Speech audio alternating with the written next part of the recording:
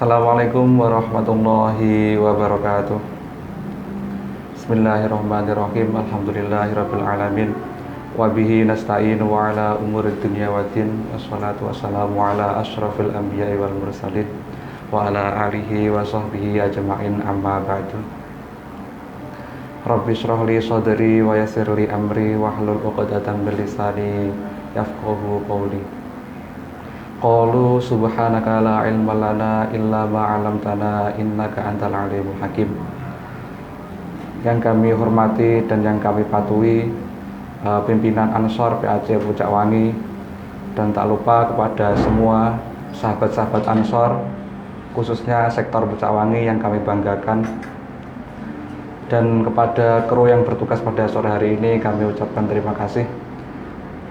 Kepada para pemirsa dimanapun Anda berada yang berbahagia, salam sejahtera kami sampaikan, dan kepada semua warga Nadiyin, kepada saudara-saudaraku yang ada di Pucak Wangi yang turut menyaksikan ngaji posonan bersama PAJ Ansor Pucak Wangi yang berbahagia dan dirahmati oleh Allah. Alhamdulillah, pada sore hari ini kita dipertemukan lagi dalam rutinitas kita, yaitu ngaji posonan bersama PAJ Ansor Pucak Wangi, yang mana kita akan melanjutkan lagi mengkaji kitab Arba'in An-Nawawi dengan tema konsep amar ma'ruf nahi mungkar. Amar ma'ruf nahi mungkar adalah salah satu pokok dalam ajaran Islam. Karena untuk keberlangsungan agama Islam, keberlanjutan ajaran Islam, orang Islam harus menjalankan yang namanya amar ma'ruf nahi mungkar. Maka ketika ada orang yang sudah melakukan amar ma'ruf nahi mungkar, bagi orang yang lain tidak boleh berpangku tangan, dalam artian harus mau membantu saudaranya yang menjalankan amar ma'ruf nahi mungkar. Allah memuji umat Nabi Muhammad dengan sebutan khair ummatin, menjadi umat terbaik, karena umatnya Nabi Muhammad selalu menjalankan yang namanya amar ma'ruf nahi mungkar. Dalam Al-Quran Allah menjelaskan, kuntum khair ummatin ukhrijat linnasi ta'muruna bil ma'ruf wa tanhauna 'anil munkar. Bahwa kata Allah, jadilah kalian sebagai umat terbaik, ini umatnya Nabi Muhammad, menjadi umat terbaik yang mengajak manusia menuju kebaikan, mengamalkan kebaikan, dan mengajak manusia untuk meninggalkan perilaku yang mungkar. Atau dalam ayat lain, wal takum minkum ummatu yad'una ilal khairi wa ya'muruna bil ma'ruf wa yanhauna 'anil munkar. Jadilah kalian menjadi umat terbaik dengan mengajak para pemeluknya untuk melakukan kebaikan dan meninggalkan perilaku yang mungkar. Allah memuji umatnya Nabi Muhammad dengan sebutan umat terbaik, karena umatnya Nabi Muhammad menjalankan yang namanya amar ma'ruf nahi mungkar.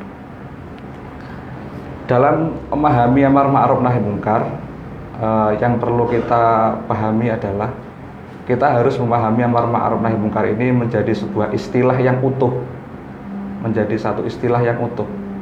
Dalam amar ma'ruf nahi mungkar, di sana ada dua istilah yang perlu kita pahami secara utuh. Satu adalah istilah amar ma'ruf, mengajak kebaikan. Yang kedua adalah istilah nahi mungkar, mengajak orang lain untuk meninggalkan kemungkaran. Jadi itu ada dua istilah dalam amar ma'ruf nahi mungkar yang perlu kita pahami secara utuh. Satu, mengajak untuk melakukan kebaikan. Yang kedua adalah mengajak untuk meninggalkan kemungkaran.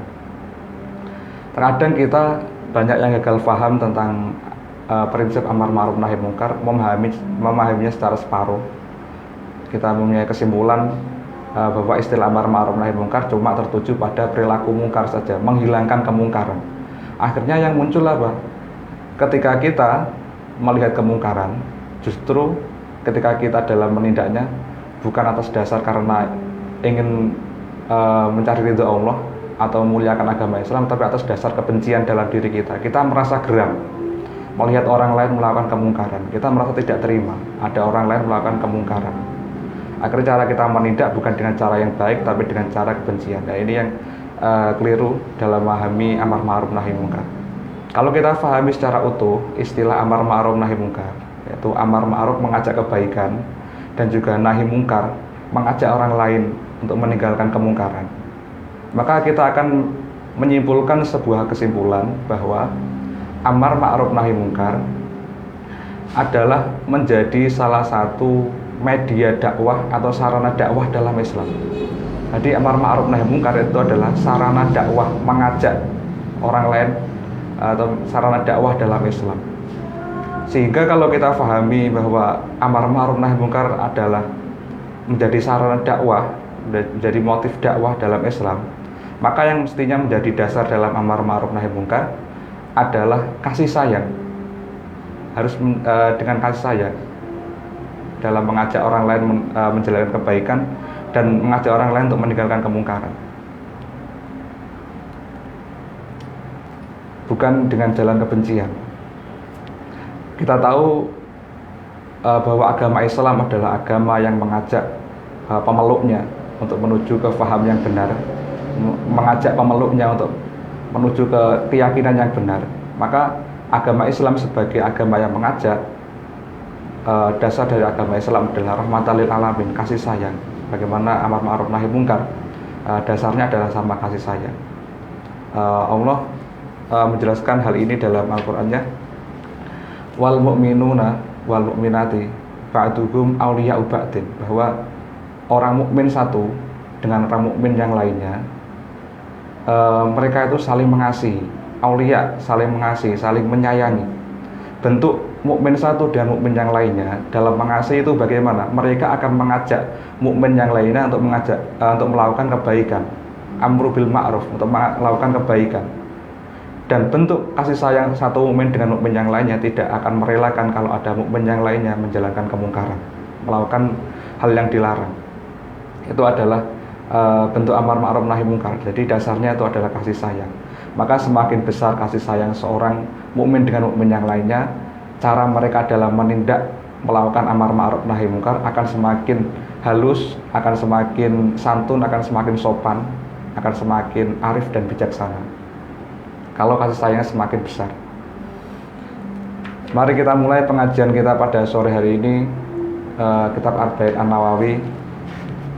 Sebelum kita mulai, kita bacakan surat Al-Fatihah yang pahalanya kita tujukan kepada baginda Rasulullah dan kepada para sahabat-sahabat beliau, pada para ulama-ulama terdahulu, terkhususnya pengarang kitab Arba'in An-Nawawi, yaitu Imam Syarfuddin Yahya An-Nawawi,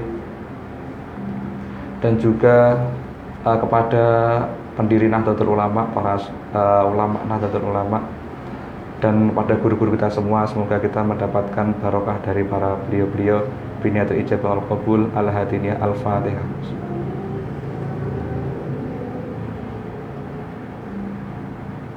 Bismillahirrahmanirrahim.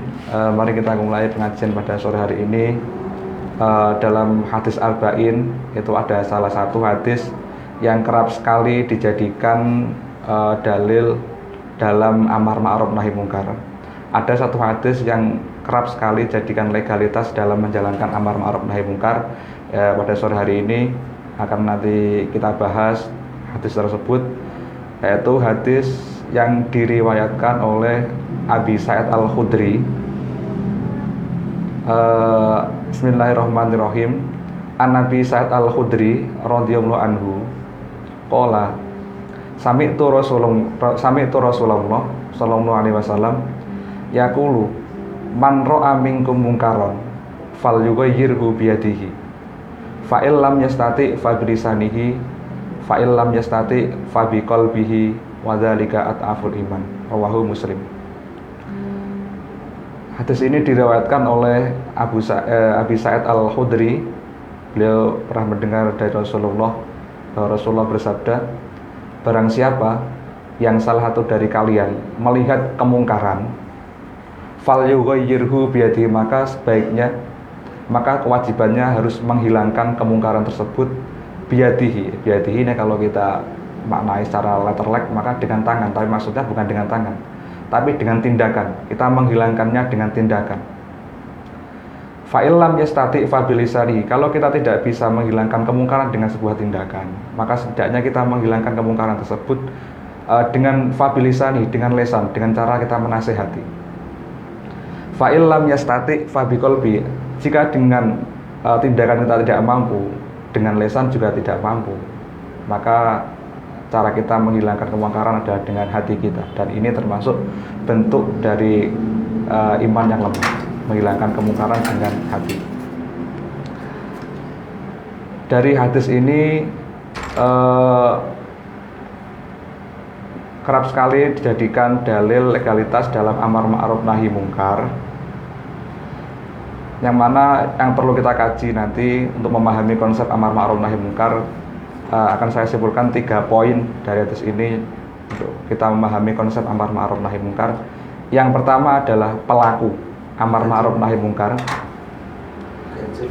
Orang yang memang nanti berhak melakukan amar ma'ruf nahi mungkar itu kira-kira kapasitasnya yang bagaimana, karakternya yang bagaimana. Yang kedua adalah tentang mungkar itu sendiri. Mungkar yang nanti memang harus ditindak, mungkar yang memang nanti kategori mungkar yang perlu kita tindak dengan amar ma'ruf nahi mungkar itu yang bagaimana. Terus pembahasan yang ketiga adalah tentang tahapan dalam melakukan amar ma'ruf nahi mungkar sesuai dengan hadis ini. Nanti akan saya jelaskan. Namun kita mulai dari yang pertama dulu tentang pelaku, orang yang nanti berhak melakukan amar ma'ruf nahi mungkar. Itu kira-kira orang yang bagaimana, kapasitas dan karakternya. Dalam hadis ini cuma dijelaskan man ra'a minkum mungkaron falyughayyirhu biyadi. Barang siapa yang salah satu dari kalian melihat kemungkaran, falyughayyir, maka sebaiknya dia menghilangkannya. Nah, orang ini yang bagaimana? Orang yang bagaimana yang berhak melakukan amar ma'ruf nahi mungkar? Pelaku yang boleh melakukan amar ma'ruf nahi mungkar, setidaknya orang itu memiliki beberapa kriteria atau karakter. Yang mana dalam hal ini Syekh Nawawi Al-Bantani menjelaskan bahwa amar ma'ruf nahi mungkar adalah suatu kewajiban yang sifatnya fardu kifayah. Kewajiban yang sifatnya fardu kifayah, kolektif, kewajiban yang dibebankan kepada semua orang. Namun ketika sudah dilakukan sebagian orang sudah cukup. Maka dari itu beliau menjelaskan dalam menjalankan amar ma'ruf nahi mungkar, setidaknya pelaku itu memiliki beberapa karakter. Yang pertama, pelaku dari amar ma'ruf nahi mungkar itu harus orang yang al-alim bil hal. Pelakunya harus orang yang alim bil hal. Orang yang alim bil hal itu orang yang mempunyai ilmu yang memadai. Setidaknya dia itu alim fikih, tahu tentang ilmu fikih. Ya paling tidaknya dia tahu mana yang mungkar, mana yang mungkar, mana yang baik. Mana yang baik, mana yang buruk, setidaknya dia itu tahu. Kalau orang itu punya bekal ilmu, maka ketika dia menjalankan amar ma'ruf nahi mungkar, ia akan tahu mana yang diperintahkan dan mana yang diperintahkan untuk ditinggalkan. Kalau orang itu tidak punya kapasitas ilmu, maka dikhawatirkan nanti dia itu justru tidak mengajak orang lain untuk melakukan kebaikan, tapi mengajak orang lain melakukan keburukan, dan justru mencegah orang lain melakukan kebaikan. Ini yang nanti bisa keliru, salah paham dalam amar ma'ruf nahi mungkar. Jadi satu itu kapasitasnya adalah orang yang al-alim bil hal, itu pelaku dalam menjalankan amar ma'ruf nahi mungkar. Yang kedua, karakter orang yang kedua itu adalah orang yang siasatun nas, orang yang mengetahui objek dari masyarakat yang akan ditindak dalam menjalankan amar ma'ruf nahi mungkar. Pelakunya setidaknya dia tuh tahu tentang bagaimana kondisi masyarakat yang akan ditindak, sehingga kalau ia tuh tahu dalam bagaimana kondisi masyarakat yang akan ditindak, ia akan tahu tentang bagaimana cara menyikapi kondisi masyarakat tersebut. Biar nanti dalam melangkah itu tidak salah langkah. Hal ini mungkin kita pernah sering mendengar contoh dari para wali songo dalam melakukan amar ma'ruf nahi mungkar. Salah satunya adalah Sunan Bonang. Suatu ketika pernah Sunan Bonang itu datang ke Kediri. Kediri itu adalah pusatnya kerajaan Majapahit pada zaman dulu, dan juga pusatnya ajaran Darmo Gandul, ajaran kejauhan yang sangat kental sekali di sana. ketika Sunan Bonang datang ke sana melihat ajaran Dharma Gandul atau mungkin salah satu ajarnya yang namanya Tantraloyo itu. Tantraloyo itu termasuk sekte dari Birawa. Para penganutnya itu mengenal ajaran yang namanya ritual Molimo. Molimo. Molimo itu apa saja dalam ajaran Tantralaya? Molimo itu adalah makan daging. Nanti dalam ritualnya itu laki-laki dan perempuan berkumpul jadi satu melingkar, dan mereka berkumpul itu sudah tidak memakai busana sama sekali, jadi sudah telanjang bulat, laki-laki dan perempuan jadi satu. Di tengahnya nanti mereka membawa makanan, daging, membawa ikan, terus membawa arak, minuman keras, minuman yang mabukkan itu. Terus ritual mereka yang pertama nanti makan daging, makan makanan ikan, puas. Setelah itu minum arak sampai mabuk. Setelah itu melakukan hubungan zina. Nah, setelah melakukan semua itu, yang terakhir adalah ritual Tantraloyo, yaitu dengan mereka semedi, Topo Broto, itu yang terakhir. Nah, semua itu jelas itu adalah perilaku mungkar. Namun Sunan Bonang ketika melihat kejadian itu, karena Sunan Bonang tahu tentang bagaimana cara menyikapi masyarakat pada saat itu, Sunan Bonang tidak serta-merta langsung datang menyuruh untuk menyuruh orang lain meninggalkan kemungkaran itu. Tapi cara Sunan Bonang dalam menyikapi kemungkaran itu adalah dengan cara membuat acara tandingan. Acara tandingan itu dengan yang beliau namakan dengan nama genduri. Genduri atau yang di daerah kita itu mungkin dikenal dengan acara selamatan. Nah, itu acara Sunan Bonang. Ya, jadi acara selamatan yang tradisi di kalangan kita itu adalah ajaran Sunan Bonang. Akhirnya Sunan Bonang buat acara genduri selamatan itu dengan mengajak masyarakat berkumpul, membawa makanan sama dengan yang dilakukan oleh orang Tantralaya. Membawa makanan, mereka berkumpul dalam satu tempat. Setelah itu memanjatkan doa keselamatan. Nah, dan setelah itu makan bareng-bareng. Akhirnya lambat laun melihat cara yang ramah dari Sunan Bonang. Penganut paham Dharma Gandul itu lambat laun mulai berkurang dan mengikuti ajaran Sunan Bonang. Ini adalah contoh dari dakwahnya Sunan Bonang, cara beliau melakukan amar ma'ruf nahi mungkar. Sangat paham dengan kondisi masyarakat sehingga tahu cara bagaimana ia menghilangkannya. Atau mungkin yang pernah kita dengar juga dari salah satu dari Hadratus Syekh Hasyim Asy'ari. Mbah Hasyim Asy'ari ketika baru pertama kali menempat di Tebuireng.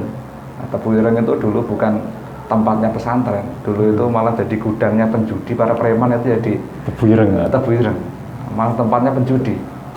Mbah Hasyim Asy'ari ketika di sana, baru nyampe di sana, mendirikan sebuah pondok pesantren di sana. Melihat kondisi masyarakat yang sangat kental dengan perjudian, geng gembongnya preman itu di Jombang Tebuireng itu. Beliau dalam menyikapinya bukan dengan cara langsung mengajak santrinya menggerebek para penjudi, tidak, tapi beliau bagaimana tahu paham kondisi masyarakatnya. Kalau ini nanti di demo mengajak massa untuk menggerebek, ya nanti masalahnya semakin lebih besar. Cara beliau dalam menghilangkan kemungkaran tersebut bagaimana? Beliau itu justru malah belajar trik judi. Ini salah satu kehebatan ulama kita, kearifan dalam menghilangkan kemungkaran. Belajar trik judi. Akhirnya beliau ketika belajar trik judi dan paham bagaimana menguasai trik-trik judi, beliau ikut judi dan bersama para penjudi-penjudi yang ada di Tebuireng itu. Dan akhirnya para penjudi-penjudi yang ada di sana bisa dikalahkan sama Mbah Hasyim Asy'ari. Nah, akhirnya para penjudi-penjudi itu justru malah mengikuti ajaran Mbah Hasyim Asy'ari. Ini adalah cara yang hebat dari Mbah Hasyim Asy'ari dalam menghilangkan kemungkaran. Paham kondisi betul dari masyarakat. Ada dua karakter itu yang dijelaskan oleh Syekh Nawawi Al-Bantani dalam kitab Tafsir Munirnya, bahwa orang pelaku dalam menjalankan amar ma'ruf nahi mungkar setidaknya dia itu punya bekal ilmu yang memadai dan juga paham tentang kondisi masyarakat atau siasatun nas. Abul Faqih Al-Lais dalam Tanbihul Ghafilan beliau menambahkan ada 5 bekal yang harus dimiliki pelaku amar ma'ruf nahi mungkar. Ada 5 bekal yang harus dimiliki pelaku amar ma'ruf nahi mungkar. Nah, 5 bekal itu apa saja? Satu adalah al-ilmu, bekal ilmu.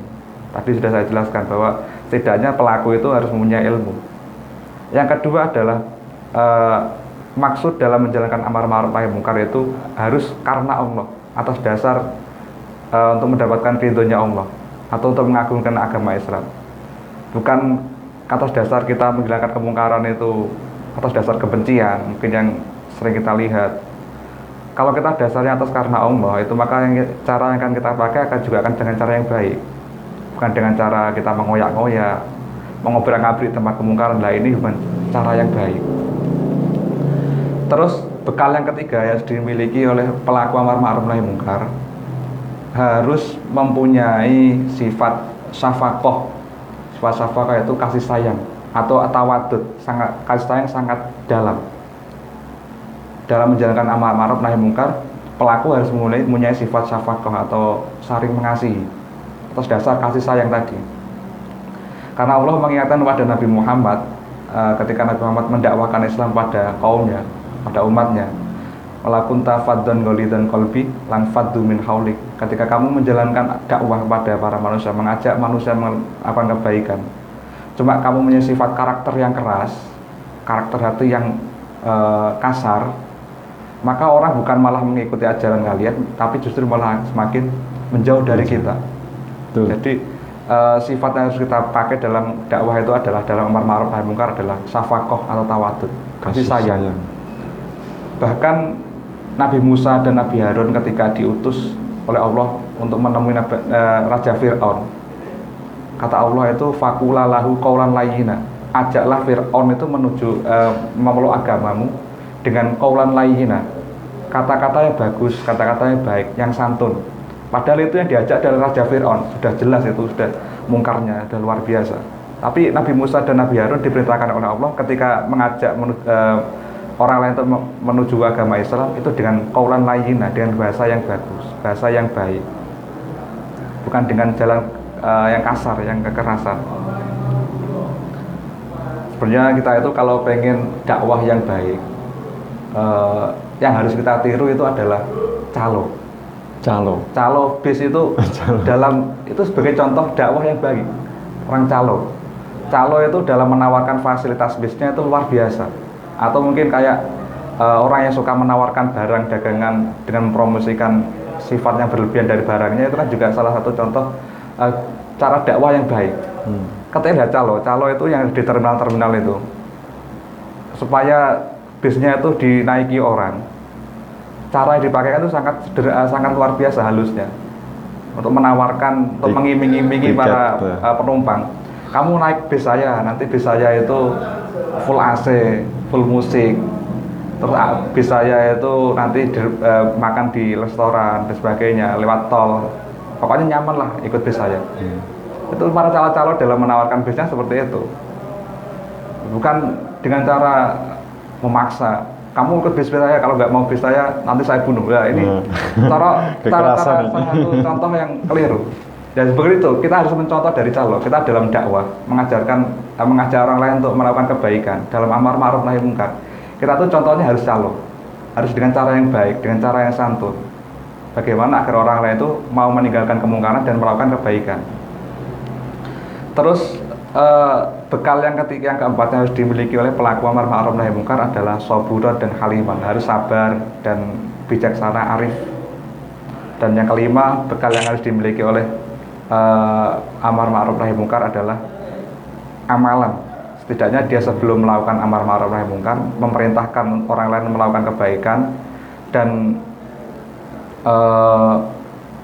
mencegah orang lain melakukan kemungkaran. Setidaknya dia itu harus sudah amalan dan mengamalkan agar dia itu bisa menjadi sebuah panutan atau uswah teladan. Itu bekal-bekal yang harus dimiliki bagi pelaku amar ma'ruf nahi munkar. Yang selanjutnya yang akan saya bahas, tahap kedua adalah mungkaron. Barang man ra'a minkum mungkaron, barang siapa yang melihat kemungkaran maka ia harus menindaknya.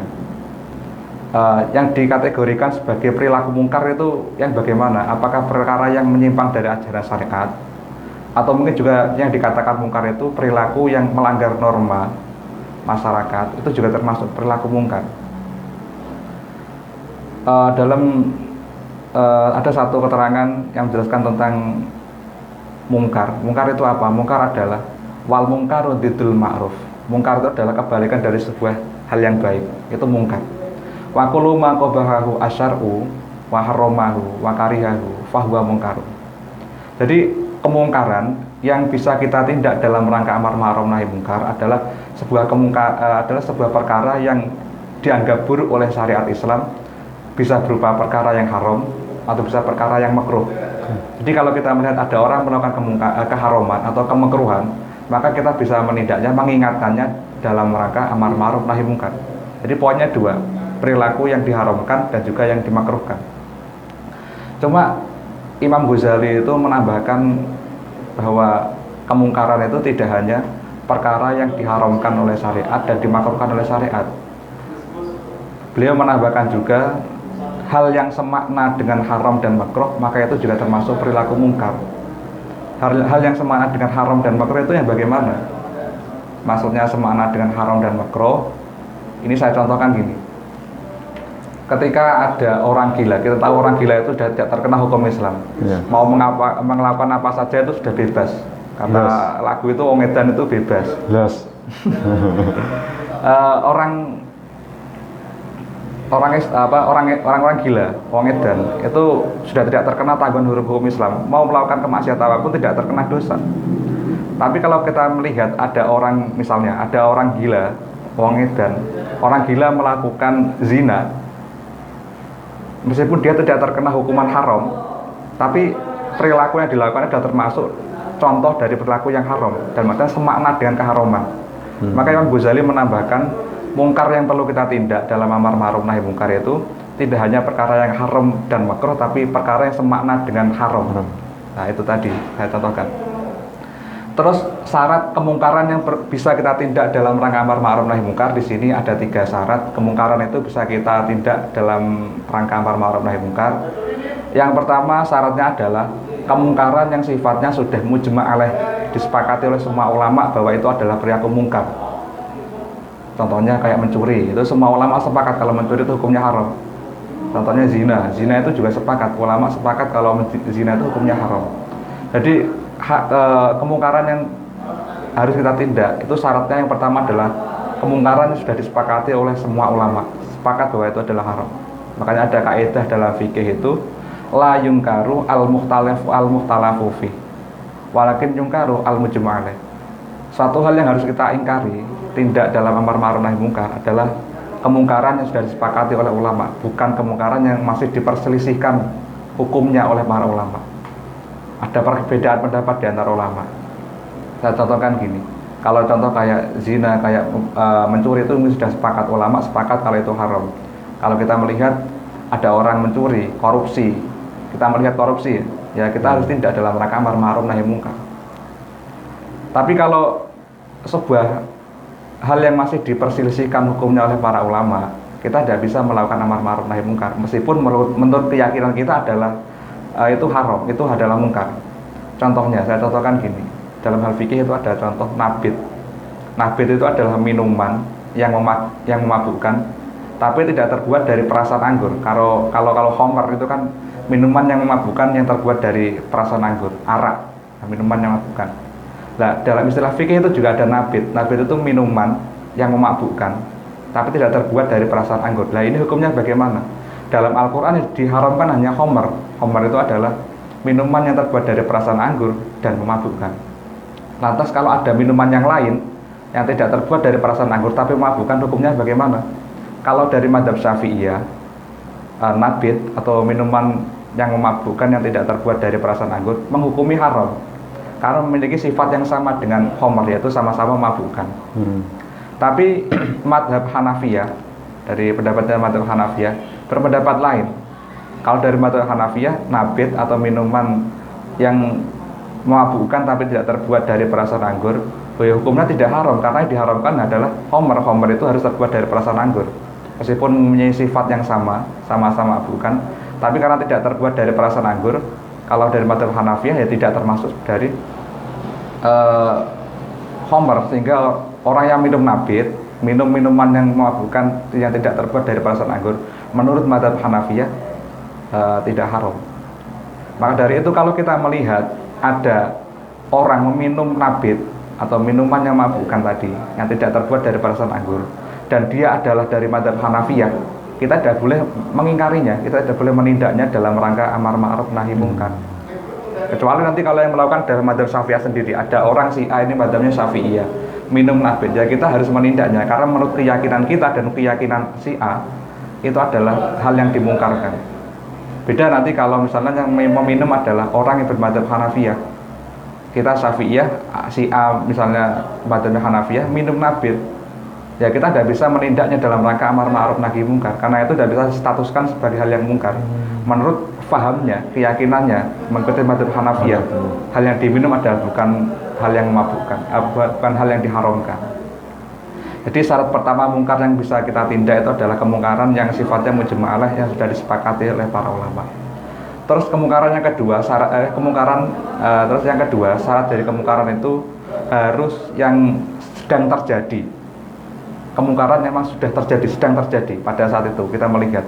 Makanya dalam hadisnya itu bahasanya man ro'a, kemungkaran yang sedang terjadi. Dalam hal ini Imam Ghazali itu membaginya jadi 3. Satu, kemungkaran yang akan terjadi. Yang kedua adalah kemungkaran yang sedang terjadi, dan kemungkaran yang sudah terjadi. Yang pertama adalah kemungkaran yang belum terjadi, yang akan terjadi. Ini apakah nanti boleh dilakukan amar ma'ruf nahi mungkar? Tidak boleh, karena kemungkarannya belum terjadi. Kecuali kita, jika memang kita melihat tanda-tanda yang kuat, ada korinah yang kuat bahwa kemungkaran itu akan terjadi. Semisalnya gini, kita melihat, kita pas di POM misalnya, atau di tempat WC umum, di sana kan biasanya ada tulisannya toilet pria dan toilet wanita. Misalnya si A itu ketika masuk ke toilet, ketika datang ke toilet itu bukan si A ini laki-laki, dia itu malah masuk ke toilet wanita, masuknya ke toilet wanita. Lah, ini kok ada laki-laki masuk ke toilet wanita, kemungkarannya belum terjadi. Ini kira-kira mau masuk ke toilet wanita itu mau ngapain? Apakah mau ngintip orang mandi, atau mau mengintip orang yang ada di kamar mandi, atau mau ngapain orang itu masuk kamar mandi wanita? Kalau kita melihat tanda-tanda bahwa dia akan melakukan kemungkaran di kamar mandi perempuan, maka tahap kita ketika kemungkaran itu belum terjadi, maka kita cuma diperbolehkan menasehati. Dalam hal itu kita cuma diperbolehkan menasehati saja. Namun kalau memang kemungkarannya belum terjadi, ini akan dilakukan oleh orang yang biasanya mesti melakukan kemungkaran, maka secara langsung kita boleh mengingatkannya dan mencegahnya. Misalnya gini, si A itu biasanya hobinya itu kalau datang ke kamar mandi wanita mesti ngintip, mesti, sudah bisa kita pastikan, mesti ngintip kamar mandi wanita. Kalau kita melihat si A datang ke kamar mandi wanita, sebelum dia masuk, maka kita harus mencegahnya, karena sudah kita pastikan dia mesti melakukannya. Sama misalnya kita gini, kita melihat ada laki-laki perempuan muda-mudi berboncengan masuk ke semak-semak. Ini adalah contoh kemungkaran mungkin yang belum terjadi. Kalau kita menduga ada korinah kuat bahwa mereka akan melakukan hal kemesuman, ada korinah kuat, belum terjadi, ada korinah kuat, maka tahap kita cuma boleh menasihati saja. Tapi kalau sudah kita pastikan kalau ada laki-laki perempuan muda-mudi masuk ke semak-semak, sudah mesti melakukan hal kemesuman, maka harus kita cegah. Kalau sudah pastikan, yaitu kemungkaran yang belum terjadi. Sedangkan kalau kemungkaran yang sedang terjadi, maka inilah tahapnya, maka inilah praktek amar ma'ruf nahi mungkar dilakukan. Jadi amar ma'ruf nahi mungkar itu dilakukan pada kemungkaran yang sedang terjadi, bukan yang sudah terjadi atau yang belum sama sekali terjadi, belum sama sekali. Tapi kemungkaran yang sedang terjadi, di situ kita diperintahkan untuk amar ma'ruf nahi mungkar. Terus yang ketiga adalah kemungkaran yang sifatnya sudah terjadi. Nah, kalau sudah terjadi, apakah nanti boleh melakukan amar ma'ruf nahi mungkar? Ya tidak boleh, karena sudah terjadi. Kalau sudah terjadi itu, ya kita serahkan pada hakim saja, biar nanti menghukumi tentang kejadian kemaksiatan yang dilakukan. Karena amar ma'ruf nahi mungkar itu sifatnya daf'u, menolak orang agar tidak melakukan kemungkaran. Itu kemungkaran perincian kemungkaran yang sedang terjadi. Terus syarat ketiga, suatu kemungkaran nanti boleh kita tindak dalam rangka amar ma'ruf nahi mungkar adalah kemungkaran dalam menindaknya kita nanti tidak boleh melakukan dengan jalan sweeping. Sweeping itu mencari-cari kesalahan orang lain, tidak boleh. Jadi kemungkaran yang memang jelas-jelas dilakukan di depan mata kita, itu harus kita tindak. Kalau masih dalam tahap sembunyi-sembunyi, kita tidak boleh mencari-cari kesalahan orang lain. Karena seorang mukmin, orang muslim itu sangat terjaga sekali darahnya, harga dirinya, hartanya, dan juga jiwanya. Tidak boleh kita mencari-cari kesalahan orang lain. Semisal ada orang itu membawa minuman keras dan dibawa ke rumahnya, orangnya mengunci rumahnya.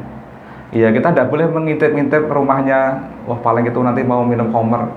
Kita mencari kesalahannya. Mungkin dia mau melakukan kemungkaran dengan minum khamr. Ya kita tidak boleh. Nahi mungkar itu harus sesuatu yang sifatnya sudah kita lihat secara langsung. Kalau masih dalam tahap sembunyi, kemungkaran sifatnya sembunyi, ya kita tidak boleh mencari-cari kesalahan orang lain. Atau mungkin ada contoh, semisal pada siang bolong bulan Ramadan, ada satu warung, itu mungkin warungnya ditutup. Nah, memang dari luar itu kelihatan tertutup. Tapi banyak pemuda-pemuda itu yang masuk ke dalam warung itu dan nampak dari luar ada beberapa asap yang keluar mungkin dari ventilasi. Nah kita menduga paling itu warungnya dijadikan pemuda-pemuda batalkan puasa. Kita grebek, kita bongkar warungnya. Padahal itu kita belum tahu secara pasti apakah memang jadi kemungkaran atau tidak. Ya bisa jadi di dalam itu asap mereka bakar-bakar kertas, atau mungkin melakukan hal yang lain. Ya kita tidak bisa, kalau hal yang memang belum kita pastikan kemungkaran, kita tindak dengan jalan yang kasar. Apalagi mungkin contoh di negara kita sudah banyak. Ada warung buka di siang bolong, kita membawa massa menggerebek, mensuruh untuk tutup. Nah ini bukan bentuk dari amar ma'ruf nahi mungkar. Jadi amar ma'ruf nahi mungkar itu kalau dilakukan oleh orang yang benar, maka semakin halus dan penuh kasih sayang dalam menjalankannya. Tapi kalau amar ma'ruf nahi mungkar dilakukan oleh orang yang salah, maka akan semakin kasar dan bukan menunjukkan ajaran Islam, tapi menunjukkan sifat preman. Bukan malah mengagungkan agama Islam, tapi justru malah merusak citra Islam. Nah ini yang sangat dikhawatirkan dalam menjalankan amar ma'ruf nahi mungkar. Jadi kita perlu paham betul dalam menjalankan amar ma'ruf nahi mungkar. 3 syarat itu yang perlu kita ketahui dari kemungkaran. Jadi syarat pertama adalah kemungkaran yang sudah disepakati oleh ulama. Yang kedua adalah kemungkaran yang sedang terjadi. Dan kemungkaran, dalam menentukan kemungkaran kita tidak boleh melakukan dengan jalan sweeping atau mencari-cari kesalahan orang lain. Terus pembahasan yang ketiga yang ini menarik untuk kita bahas adalah man ra'a minkum munkaran falyughayyirhu biyadihi fa illam yastati fa bilisanihi fa illam yastati fa biqalbihi. Dari hadis ini dijelaskan tahapan-tahapan dalam menjalankan amar ma'ruf nahi mungkar. Kita dalam menjalankan amar ma'ruf nahi mungkar di sini jelaskan ada 3 tahapan. Satu adalah falyughayyirhu biyadihi, menghilangkannya dengan cara tindakan, biyadihi dengan cara tindakan. Fa illam yastati fa bilisani, jika tidak mampu maka dihilangkan dengan lisannya. Fa illam yastati, jika tidak mampu juga dengan jalan tindakan, dengan jalan nasihat, maka fa illam yastati fa biqalbi, menghilangkan kemungkaran dengan jalan ingkar dalam hatinya. Dan ini termasuk satu lemah-lemahnya iman. Jadi di sini ada 3 fase dalam menghilangkan kemungkaran. Setidaknya kita bisa pahami dari 3 tahapan ini bahwa setiap manusia juga memiliki kapasitas yang berbeda dan memiliki skill masing-masing. Makanya dalam menghilangkan amar ma'ruf nahi mungkar juga nanti harus kita sesuaikan dengan kapasitasnya. Kalau memang orangnya mampu dengan kekuasaan, dengan tindakan, maka harus dengan tindakan. Kalau tidak mampu dengan tindakan, maka ya dengan lisan. Kalau lisan tidak bisa, setidaknya dia itu ingkar, tidak merelakan kalau ada orang lain yang melakukan kemungkaran, ingkar dalam hatinya. Itu yang namanya ingkar biqalbi, meskipun itu termasuk sebagai lemahnya iman. Dari 3 tahapan ini, yang pertama adalah kita dalam menghilangkan kemungkaran. Itu yang pertama adalah menghilangkan dengan biyadihi, menghilangkan dengan tindakan. Dan menghilangkan dengan tindakan ini adalah satu bentuk amar ma'ruf nahi munkar yang derajatnya paling tinggi, menghilangkan kemungkaran dengan tindakan, dengan kekuasaan. Karena menghilangkan amar ma'ruf nahi munkar dengan kekuasaan, dengan tindakan, ini nanti sangat mengkhawatirkan, dalam artian mudah sekali mengundang kontroversi atau mengundang konfrontasi, mudah sekali memunculkan fitnah. Maka yang berhak melakukan amar ma'ruf nahi munkar dengan tindakan itu adalah bukan masyarakat umum, tapi adalah ranahnya pemerintah.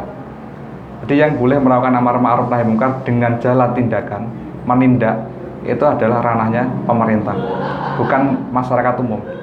Sebab nanti kalau dilakukan oleh masyarakat umum, maka dikhawatirkan akan menjadi gejolak yang lebih besar lagi. Soalnya dalam amar ma'ruf nahi munkar, dalam menindaknya itu, dalam menjalankan amar ma'ruf nahi munkar, kita harus mempertimbangkan prioritas yang lebih kecil dalam kemungkarannya. Makanya dalam Islam atau kaidahnya itu yang dipakai dalam amar ma'ruf nahi munkar adalah darul mafasid muqaddamun alal jalbil masalih. Jadi menolak terjadinya kerusakan ini lebih dikedepankan, lebih didahulukan daripada kita mengambil yang namanya sebuah kemaslahatan. Maka dalam menindak amar ma'ruf nahi munkar, khususnya yang dengan tindakan, yang mana dengan tindakan nanti lebih banyak memicu kerisuhan atau memicu fitnah atau mengundang mafsadat atau kerusakan yang lebih besar, yang boleh melakukan dengan tindakan itu adalah hanya pemerintah saja, atau petugas-petugas pemerintahan itu yang boleh melakukan amar ma'ruf nahi munkar dengan tindakan, agar nanti tidak terjadi masalah yang lebih besar lagi. Saya contohkan gini, semisal di desa sebelah itu banyak orang yang minum-minum khamr, banyak yang melakukan perjudian, maka nanti dari desa sebelah yang tahu kemungkaran itu tidak boleh menindaknya dengan cara menggerakkan massa. Kalau menindak menghilangkan dengan tindakan, tidak boleh dengan membawa massa datang ke desa sebelah menghilangkan kemungkaran yang terjadi. Ya, ini tidak boleh. Kalau menghilangkan dengan tindakan itu adalah yang harus menindak pemerintah. Dan caranya bagaimana? Ya kita lapor kepada pemerintah, biar nanti pemerintah itu yang menindak dan menghilangkan kemungkaran tersebut. Kita lapor ke polisi misalnya. Lantas kalau kita sudah melapor kepada polisi, pemerintah, dan pemerintah tidak menindak menghilangkan kemungkaran tersebut, apakah kita boleh menindaknya? Tetap tidak boleh. Karena ranah kita cuma melaporkan pada pemerintah. Masalah nanti pemerintah dan mau menindak dan tidak, itu adalah haknya pemerintah. Sementara kita tetap tidak boleh menindaknya. Karena menindak menghilangkan kemungkaran itu yang dengan cara tindakan adalah haknya pemerintah. Kalau kita yang melakukan, nanti dampaknya itu lebih besar kerusakannya daripada maslahatnya.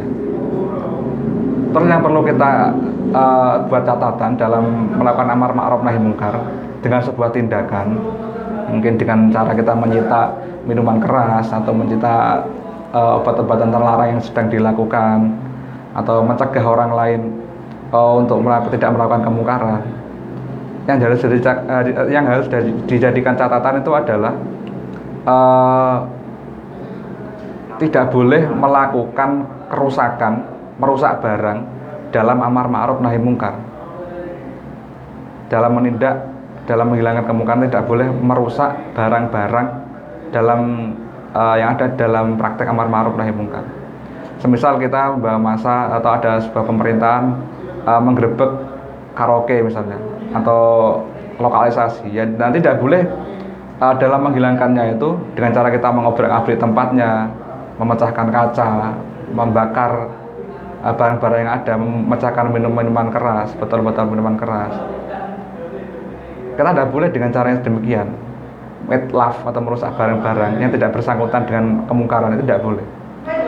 Karena nanti khawatirnya tetap tadi yang saya sampaikan bahwa dalam melakukan amar ma'ruf nahi munkar itu mempertimbangkan prioritas yang lebih kecil, maka tidak boleh kita melakukan perusakan. Mungkin ada kesalahpahaman dari pelaku amar ma'ruf nahi munkar yang melakukan cara menghilangkan kemungkaran itu dengan merusak. Mereka banyak yang gagal paham dan menjadikan ini sebagai sebuah hujah, dalil. Mereka itu mengambil tragedi cerita dari Masjid Dirar pada zaman Rasulullah. Masjid Dirar itu adalah masjid yang dibangun oleh orang munafik yang mereka bertujuan ingin merusak orang Islam, ingin menghancurkan orang Islam dengan Masjid Dirar itu. Ketika Rasulullah diminta oleh orang-orang munafik, setelah orang munafik membangun Masjid Dirar, orang munafik meminta agar Rasulullah sholat di Masjid Dirar itu bersama sahabat-sahabatnya. Tapi pada saat itu Rasulullah hendak berangkat perang Tabuk. Akhirnya Rasulullah menunda, nanti kalau saya setelah pulang dari perang Tabuk, saya datang ke Masjid Dirar, saya sholat di sana. Setelah Rasulullah pulang dari perang Tabuk, Rasulullah hendak berangkat ke Masjid Dirar, sholat di sana. Sebelum sholat ke sana, Allah mengingatkan pada Rasulullah, memberikan wahyu tentang Masjid Dirar. Walladzina takhadu masjidan diraron wa kufron wa tafriqan bainal mu'minin irsadan liman haraballahu wa rasulahu min qablu. Ini adalah surat Taubat menjelaskan tentang Masjid Dirar, bahwa Allah mencegah umat Nabi Muhammad dan sahabatnya untuk sholat di Masjid Dirar. Justru malah Allah memerintahkan pada Nabi Muhammad agar Masjid Dirar itu dirusak saja, dihancurkan. Ya, ini yang kadang disalahpahami oleh para front pembela Islam, bahwa dalam menjalankan amar ma'ruf nahi munkar boleh merusak barang-barang. Buktinya apa? Rasulullah pernah memerintahkan para sahabat untuk menghancurkan Masjid Dirar. Lalu masjid saja, ini masjid ya kelasnya, masjid yang ketika dibuat untuk kemungkaran boleh dihancurkan, apalagi selainnya masjid. Ini kegagalfahaman dari orang-orang para front pembela Islam dalam memahami amar ma'ruf nahi munkar. Dalam tragedi Masjid Dirar, Rasulullah memerintahkan para sahabat menghancurkan masjid yang digunakan untuk kemungkaran. Ini disebabkan satu yang harus perlu kita tandai, bahwa menghancurkan masjid itu satu atas perintah Allah, atas perintah Rasulullah, bukan semata-mata kemauan Rasulullah atau sahabat. Yang kedua, karena dari masjid itu nanti akan menjadi mara bencana yang lebih besar. Satu, masjid itu bisa digunakan untuk dirar, kehancuran orang Islam. Yang kedua, kufron, menjadi sebab kekufuran. Yang ketiga, dengan Masjid Dirar itu dari orang munafik ingin watafriqan bainal mu'minin, ingin memisahkan, memecah belah kaum mukminin. Yang ketiga, yang keempat adalah wa irsadan liman haraballah, ingin menyambut para orang-orang yang memusuhi Allah. Jadi bahaya yang dimunculkan dari Masjid Dirar itu sangat besar sekali. Akhirnya Rasulullah diwahyukan oleh Allah, dan Rasulullah memerintahkan pada para sahabat agar masjid itu dibongkar saja karena bahaya yang lebih besar. Dalam hal ini akhirnya Imam Ghazali menyimpulkan bahwa merusak barang dalam melakukan amar ma'ruf nahi munkar itu boleh dilakukan ketika satu, catatannya adalah diperintahkan oleh pemerintah.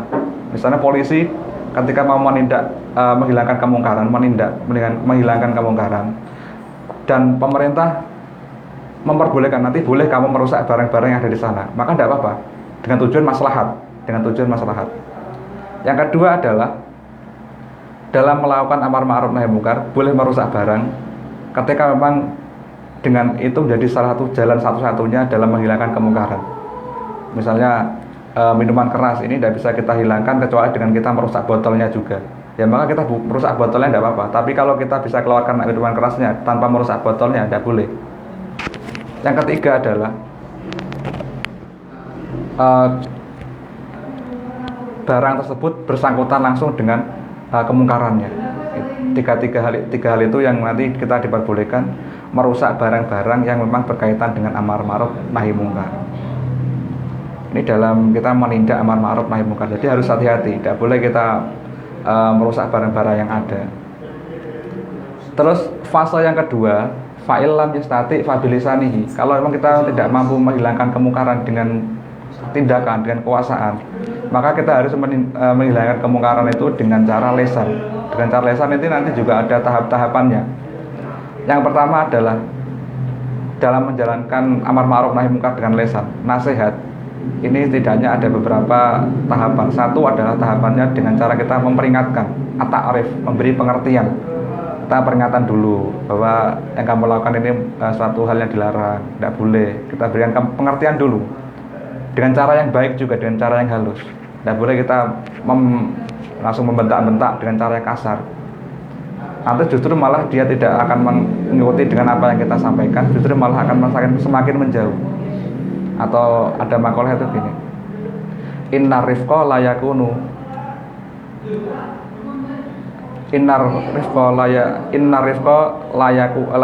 fi suhnihi illa zanahu wala yang za'u min syai'in illa sya'nahu. Bahwa dengan cara kita melakukan sebuah tindakan yang halus, maka akan semakin orang itu tertarik dengan apa yang kita sampaikan. Tapi kalau kita menyampaikan dengan cara yang kasar, menasihati dengan cara kasar, orang akan semakin buruk, semakin menjauh dengan kita. Ada cara-cara tersendiri lah ya, tapi ya untuk lebih baik untuk mengupayakan untuk orang tidak bertindak hal-hal yang buruk. Ini untuk menanggapi pertanyaan, ada yang tanya nih dari Ali Desot Puluhan. Sekarang banyak orang yang meninggalkan amar ma'ruf nahi mungkar karena demi menghindari riya. Gimana tuh tanggapannya, Tat? Menghilangkan, tidak melakukan amar ma'ruf nahi mungkar karena adanya riya. Karena demi menghindari riya. Iya. Ya. Kita tahu sendiri bahwa riya itu adalah termasuk sebagai bentuk, kalau dalam secara konteks tasawuf akhlak, bentuk syirik yang shogir. Maka ada sebuah makalah itu, kita meninggalkan ibadah karena takut dicela manusia, ya satu hal yang buruk. Tapi kita meninggalkan ibadah karena riya, itu termasuk syirik yang asghar. Maka sebaiknya bagaimana kalau kita menjalankan amar ma'ruf nahi mungkar, tapi nanti khawatir dianggap orang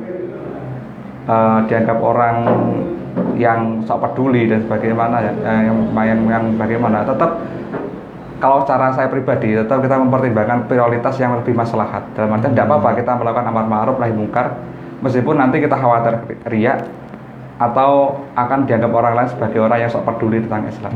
Karena Imam Ghazali juga sama. Kita dalam memerintahkan amar ma'ruf, dalam memerintahkan kebaikan, menjalankan kebaikan, tetap harus ada tahap-tahapannya, tingkat-tingkatannya. Pernah Imam Ghazali itu mencontohkan gini, kita itu kalau tidak bisa sholat dengan khusyuk, tidak apa-apa sampai sholat dengan khusyuk, belajarlah dengan khusyuk meskipun nanti dengan cara kita mencari perhatian pada orang lain. Kita sholatnya pamer lah. Kita sholat pamer di hadapan, misalnya si A ini sholat di hadapan mertua, maca khusyuk, bendarani mertuanya khusyuk, calon mertuanya khusyuk. Ya ini tidak masalah. Kalau Imam Ghazali tidak apa, kita lakukan meskipun dengan cara tidak ikhlas, tapi lambat laun kalau kita lakukan sering terus menerus, maka kita bisa belajar untuk lebih ikhlas. Menjadi terbiasa lah. Jadi hal-hal baik itu butuh proses lah. Kebiasaan. Ini untuk melanjutkan pertanyaan dari Jenengku Kafi Ansori. Tanya nih, Tat, kan tidurnya orang puasa kan ibadah tuh ya. Kalau kita menyeru orang untuk tidur saat puasa, berarti kita sudah melakukan amar ma'ruf dengan mengajak orang beribadah. Ya, jadi gini, jadi tidur itu adalah mungkin zaman sekarang suatu ibadah yang baik itu ya, tidurnya orang puasa atau tidurnya orang alim itu termasuk ibadah.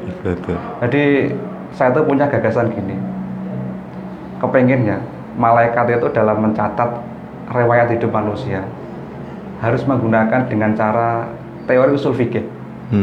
Dalam artian gini, orang itu ketika tidur, ini mestinya malaikat catatnya cuma si A pada jam sekian tidur, tapi tidak tahu bahwa dengan cara ia tidur pada saat itu, dia itu meninggalkan kemungkaran ngerasani misalnya, meninggalkan kemungkaran yang lain. Dengan cara dia tidur itu meninggalkan kemungkaran yang lain. Itu ada salah satu kebaikan orang yang tidur. Tidaknya dia menghindarkan melakukan kemungkaran. Makanya kalau malaikat itu nanti mencatat amal manusia dengan cara konteks usul fikih, maka pahalanya semakin besar. Oh, si A ini tidur, dan dengan dia tidur, dia meninggalkan kemungkaran yang berupa tidak ngerasani, tidak ghibah, tidak berbohong, dan sebagainya. Maka kalau kita memperintahkan orang tidur, yang jelas tidurnya tetap ada pada ukurannya, sehingga orang itu nanti bisa meninggalkan kemungkaran. Maka itu termasuk sebagai bentuk amar ma'ruf. Yang penting tidurnya tidak melampaui batas. Dalam artian sampai tidur yang sampai meninggalkan kewajiban-kewajiban. Nah itu yang tidak diperbolehkan.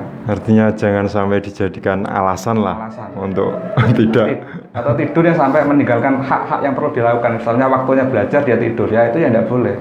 Misalnya kalau sudah malam waktu istirahat memerintahkan tidur, ya itu tidak apa-apa. Atau siang pada siang hari ya tidurlah nanti biar malam bisa punya bekal untuk begadang atau melakukan sholat malam. Yang jelas tidurnya itu memerintahkan tidur dalam ranah koridornya. Jadi ada tempatnya masing-masing lah, ada waktunya. Ini dari Mas Abu Rifai bertanya, batas antara ghirah dan nafsu bagaimana? Ini ghirah dan nafsu, batasannya antara ghirah dan nafsu bagaimana? Untuk bisa dijelaskan. Ya, dalam kita menjalankan amar ma'ruf nahi mungkar itu dasarnya harus sebuah ketulusan kita dalam memperjuangkan agama Islam, bukan atas dasar nafsu kebencian. Ada nafsu, ada ghirah. Ghirah itu adalah sebuah semangat amunisi kita yang bertujuan untuk baik, sementara nafsu itu adalah dasar keburukan kita, atau yang jadi penyemangat kita, yang jadi pemicunya itu adalah suatu hal yang buruk. Jadi ghirah itu ada sebuah kesemangatan yang tujuannya adalah untuk hal yang positif, sedangkan kalau nafsu itu adalah berangkatnya dari suatu hal yang negatif.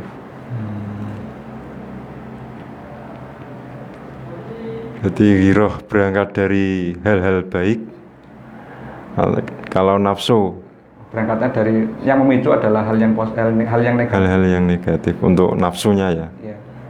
Ini pertanyaan terakhir, Tat. Ini tadi dijelaskan orang-orang yang bisa memperlakukan amar ma'ruf harus mempunyai 5 karakter yang sudah Ustadz jelaskan. Yang pertama itu mempunyai ilmu, untuk keduanya mencari ridha Allah, harus dengan jalur kasih sayang dan bahasa-bahasa yang baik. Terakhir dengan amalan, artinya kita harus bisa mencontohkan terlebih dahulu. Untuk pertanyaannya, setelah 5 ini sudah terpenuhi dan kita sudah menjalankan amar ma'ruf dengan metode yang Ustadz jelaskan tadi, itu masih belum artinya belum bisa membawa dampak. Itu apa yang harus kita lakukan sebagai orang yang menjalankan amar ma'ruf nahi mungkar itu? Terima kasih. Ya, ini yang perlu sangat kita pahami dari amar ma'ruf nahi mungkar itu adalah amar ma'ruf nahi mungkar adalah hanya sebuah sarana. Batasnya ada sarana yang menjadi sebuah usaha kita untuk menghilangkan kemungkaran. Jika kalau ini adalah hanya sebatas sarana usaha kita, upaya kita untuk menghilangkan kemungkaran, maka sebatas apa yang kita bisa usahakan saja. Dalam artian semisal nanti sudah kita upayakan menghilangkan kemungkaran tapi masih saja tetap terjadi, maka hal yang satunya adalah kita pasrahkan pada Allah. Jadi batasannya itu adalah sebatas usaha kita. Kita hanya cuma bisa mengusahakan agar kemungkaran tidak terjadi, tapi kenyataannya tetap terjadi. Maka ini adalah sudah menjadi haknya Allah dalam menghilangkan kemungkaran itu. Rasulullah itu pernah merasa bersedih ketika para umatnya diajak masuk Islam, tidak ada yang mau. Atau mungkin pamannya sendiri, Abu Lahab, ketika diajak masuk Islam tidak mau masuk Islam. Rasulullah itu merasa sedih. Kenapa kok kaum saja masuk Islam? Apa yang salah dengan cara yang saya lakukan? Allah cuma mengingatkan kepada Nabi Muhammad bahwa kamu, Muhammad, saya utus itu adalah hanya sekedar ilal balag, hanya sekedar menyampaikan. Masalah nanti orang itu mau masuk Islam atau tidak itu adalah urusan saya. Masalah nanti orang itu mau meninggalkan kemungkaran atau tidak itu adalah urusan saya. Yang jelas kita tidak boleh memaksa orang lain untuk meninggalkan sebuah kemungkaran. Ya kita usahakan dengan tahap-tahapan yang baik. Kalau memang tidak bisa, kita tidak boleh memaksa orang lain untuk meninggalkan kemungkaran. Karena agama Islam sendiri adalah agama yang tidak memaksa. La ikraha fiddin. Agama Islam itu agama yang tidak memaksa orang lain untuk masuk Islam. Karena qad tabayyana rusydu minal ghayy. Suatu hal yang baik dalam agama Islam sudah tampak jelas dengan suatu hal yang buruk. Maka kalau sudah kita usahakan, sudah kita upayakan dan tidak bisa menghilangkan kemungkaran, maka kita pasrahkan pada Allah. Ya mungkin itu. Artinya bisa memposisikan lah mana yang harus kita kerjakan dan tidak menabrak hal-hal wilayah Allah yang sudah ditentukan. Oh, terima kasih, Tat. Ya mungkin itu dari saya, banyak kurangnya saya minta maaf yang sebesar-besarnya. Assalamualaikum warahmatullahi wabarakatuh. Waalaikumsalam warahmatullahi wabarakatuh.